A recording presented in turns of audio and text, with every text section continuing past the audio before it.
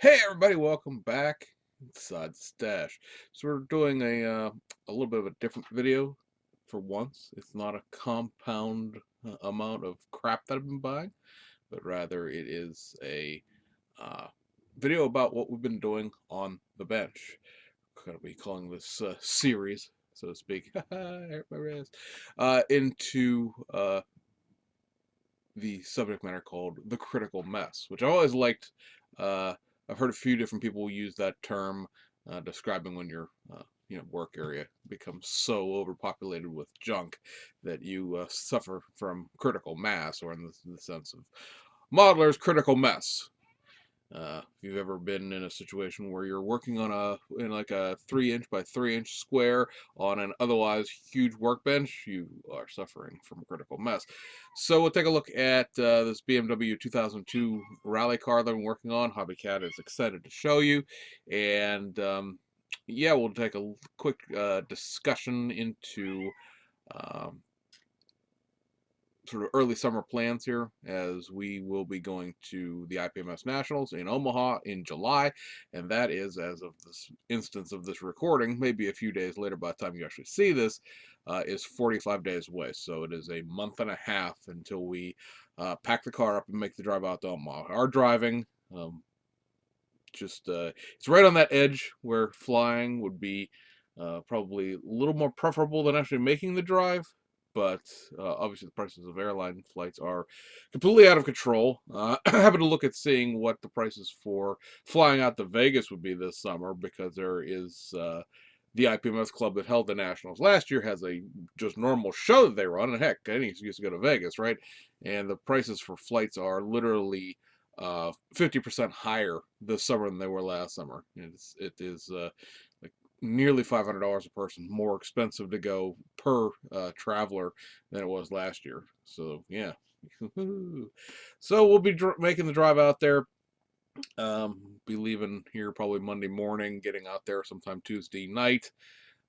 Excuse me, and then be at the show Wednesday through Saturday, and then we'll leave out Sunday morning, be back here Monday night, and then back off to work on Tuesday. So those are the plans. I've already pre-registered way back when pre-registration was open. Pre-registration is actually closed, so if you're gonna go to the Nats on the spur of the moment because you're like, oh, Nebraska, that sounds like a fun place to be in the middle of the summer, you would have to go there, and in order to go like enter the contest and stuff like that, you have to buy a day pass to go in the vendor room and just look around, or if you want to actually enter and all that stuff, you have to register at the show itself, which is like, I think it's $10 more, which isn't the end of the world, but I mean, hey, $10 is $10 at this point. And I do have tickets for, or a ticket, I should say, because I'm the only one going. My wife's going to stay here this time. Um, for the night at the museum, they're opening the Strategic Air Command Museum on, I think it's Thursday night, to 200 and some odd people that are going out there. I'm gonna they're calling it a barbecue. I'm interested to see what this is actually going to be like when we get there. It seems to be one of the highlights of this show when it's in Omaha. It's been there twice in the last decade or so. So we'll see what that all works itself out to be when we get there. So anyway, I'm going to turn the camera around here. We'll take a look at the bench real quick, and then we'll be on our way. All right, so here is what we have done on the rally kit so far. Get my trusty, dusty spatula pointer out here. We've started to rough in this area up here with the um, molded in engine detail. As let's see here, I zoom this in without killing everybody. There we go. Um, it's what I'm not a huge fan of some of the Hasegawa kits that they've done that are sort of new tool kits where it's molded into this sort of flat plate on the chassis, and you have to sort of color this in like it's something there. I have to finish, as you can see, sort of this upper area around where the bumper mounts to finish roughing in the black. I taped this all off and airbrushed it. Didn't tape it off well enough. Made a mess. Sanded the overspray off, resprayed the primer back onto it, and then went back in here and started working on it again. There is a top part of this transmission that'll go here, and then there's a transmission mount at that point right there, so don't go worry about this little bit of paint showing through because you won't see it. With the top of the transmission being here, and then like I said, there's a mount that goes across here. Plus, there's going to be a skid plate that covers this whole area. So, not the most concerning thing in the world in terms of complete and total domination coverage here, because there's going to be a big steel plate over top of this sort of center area. Is going to start right here, and then it actually wraps around in the top of the frame up here. So it's going to cover pretty much all of this stuff. So I just want to sort of rough in this area up here around the edge of that frame, and then there's like a bottom of the fan belt here, and I guess it's supposed to be I don't know if this is the alternator. Certainly not the air conditioning compressor, but I want to paint that up, and then paint this little bit of belt here rubber black, which is probably something you won't see because the skid plate's there, but yeah, it is what it is. And then the prop shaft is molded into the body itself, and then we've got the rear differential in already. And then the next thing that has to go in here is the exhaust, which will mount into these two big holes back here. These two little holes here for the rear tow hook, which has to be painted body color. So that'll probably stay off there until quite close to the end of the build, because the body color is blue that has to be mixed out of two different shades of Mr. Hobby, Mr. Color blue. So that'll, like I said, because the wheels, the roll cage, which will go in here, the interior is otherwise done, we'll get to it in a second, but that and the hood have to all be painted a shade of blue. So this all is working out pretty well. Like I said, I just really need to sit down one day with this flattish black is the Vallejo model color, just black. It was supposed to be a good match for, to me, as semi-gloss black. This is to me a semi-gloss black, and obviously it's not a match at all, but it's gives a little bit of definition anyway, so that works out, because then the block is that color black, and then the oil pan is the semi-gloss black, and it's a different tonal variation, which I like. But again, there's gonna be a big old steel plate here. Let me grab the part still on the parts runner. This ends up sitting on here pretty much like that. So you can see that in the end, this is going to cover like everything down here. You're just going to see it's more important to have the sides of that black abyss correct than it is to have the actual engine, because this is going to go on top of all of the suspension components go on here, and then this goes on top of all the suspension components. And then there is this smaller one back here, which ends up, when you get all of the suspension on, ends up being covering the top of the differential. So some of it ends up disappearing, but most of it's still there. On the interior side of things, I've had a couple different people tell me this is a weird shade of green. It's not green, it's gray, actually. It is the...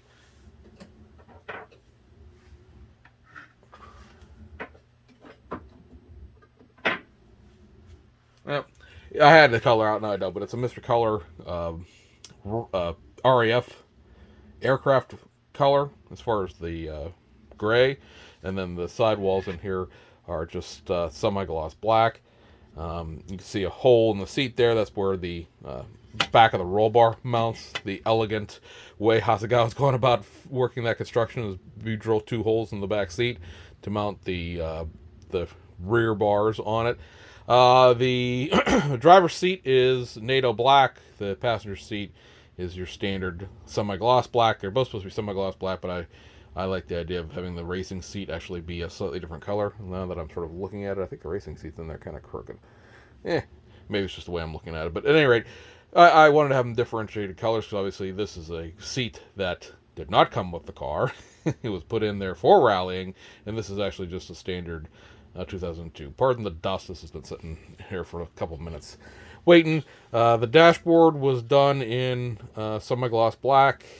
We'll bring this sort of, maybe we will. As I say, it's going to be kind of hard to see. Let me pop my overhead here, so we can get a little more light into the situation. There we go. All of these decals in here were separate, with the rally computer and the trip computer and this time. It's actually a clock, being separate parts. And then everybody that I've shown this to likes the fact that there is this shift pattern decal that goes on the dashboard. This actually goes on to all of the 2002 kits, I guess. I mean, just where that shift pattern existed in real life. The ventilation slider, which is not going to show. There's an actual like ingratiated like warm thing here, so you can know which way to push your vents in order to get the heat on. And then this gauge cluster. There's two different ways to go about this. You can get one decal that covers the whole thing, or individual decals that go into the gauge cluster. If you get the one that covers everything, you have to sand everything off the gauge cluster and then put the decal on. And frankly, I just as soon put the 3 decals in there and be done with it. So, all in all, I'm happy with the way it looks. This sort of sunshade for the top of the dashboard, especially under magnification, really looks like ass. But it is a separate part. The middle part of the dashboard is a separate part, and then the bottom part of the dashboard. So there's 3 pieces to this dashboard.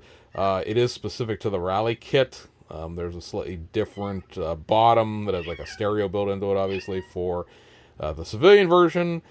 I would recommend, on hindsight of doing this, putting all of this together in one piece and then painting it. I painted it in 3 separate pieces, which isn't a problem for the top and the bottom, but this sunshade is just, it would look a lot better glued on and then painted rather than painted and then glued on, because I had some glue issues which I tried to clean up, which really don't look that bad, and then I resprayed it, which just under certain light is just not where I want this to be, but it's in there now, so yeah, it is what it is.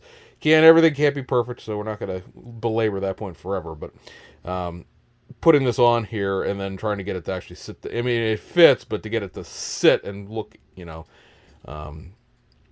semi-integrated in the dashboard. Because in reality, this thing would have been like riveted on or tacked on in some way. It's not part of the actual dashboard as the normal 2002 dashboard sits. It's there to shade these Rally computer and Rally timer parts.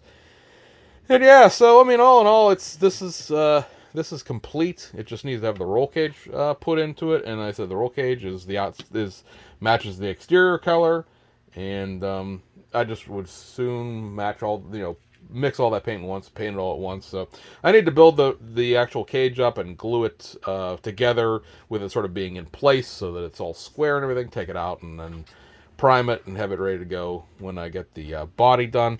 The body I have done some of the panel line work on, as far as getting the seam lines out. I found a few more when I was looking at it the other day that I have to take care of on this side of the body. I missed this little one back here, but overall, like, I have half of it done. I rescribed half of the lines on here. I need to fill in these little divots right here and right here in the body that hold the trim for the upper trim level 2002s. They're not on the Rally car, and then I've got to fill in this little divot here for the passenger side rearview mirror, because that doesn't exist on this particular Rally car.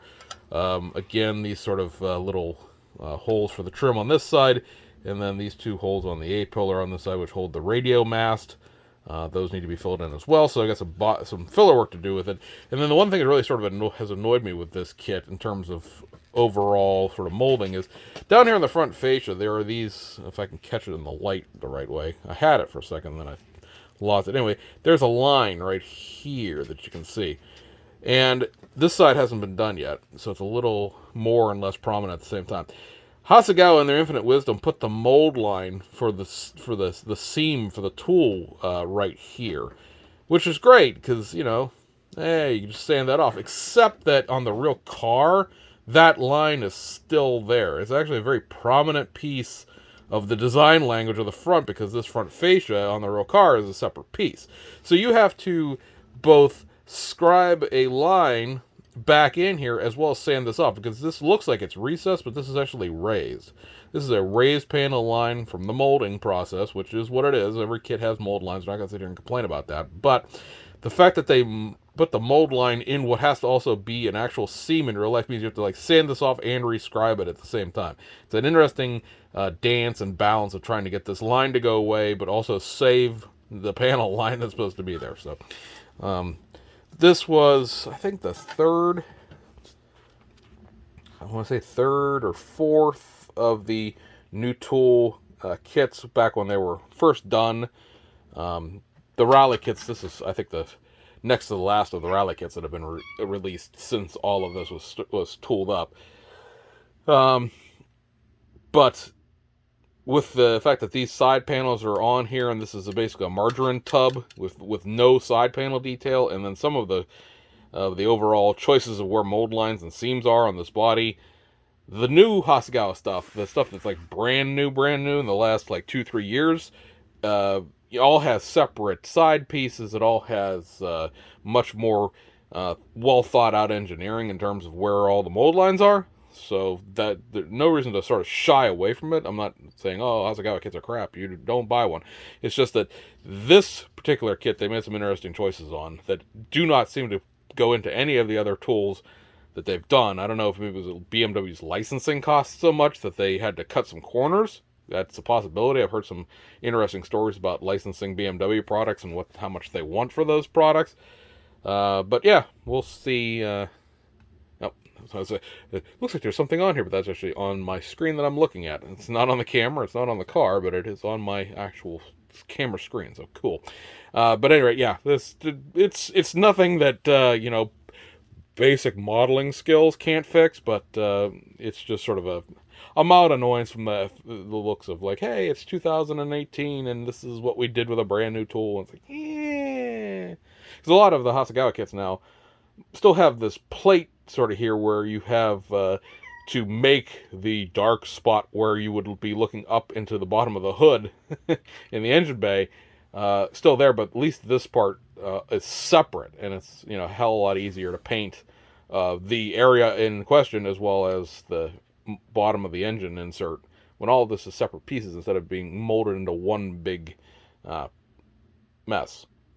Because I'm a huge fan of clean panels and clean things, and I hate masking. It's great. It's like the thing I love the most. I hate to do. So fun times. Anyway, back to me. All right, so that is a look at that rally car. A little bit of work done, more work done to it. We started working on that last summer, really, for a theme that they were having down at the Tidewater Automotive Modeling Show, the Modeling Association. I'm trying to think what the hell, what their acronym is. It's TAMS, Tidewater Automotive Modeling Society, maybe. Anyway, their theme last year was pre-1975 race cars. So that being pre-1975 is what we were working on. Obviously, somewhere along the lines, I chickened out on doing the two-tone that is required there. And this has sort of been slowly percolating in the background. But now, yes, we have 45 days till NAT. So we have a bunch of other projects that are simmering in the background that we're going to try, I guess, shove through at this point. Looking at doing one of the BMW 320i's for the show. I haven't decided if I'm going to do the 2001 car or the 2004 car. I have, as you know, a bunch of decals for the 2001 car to not do the Marlboro scheme right off the top of the bat. But I do have a specific set of decals picked out for that.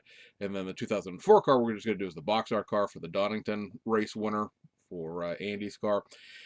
So look for those updates as we get a little bit closer to the date there. Both those cars are white, so they're easy single color paint jobs. Just need to do the body work on them, and the cars themselves are white, so it's just a lot of slinging a lot of primer around basically, and then putting a top gloss coat on the body to paint those. I've noticed that a lot of my projects end up being white.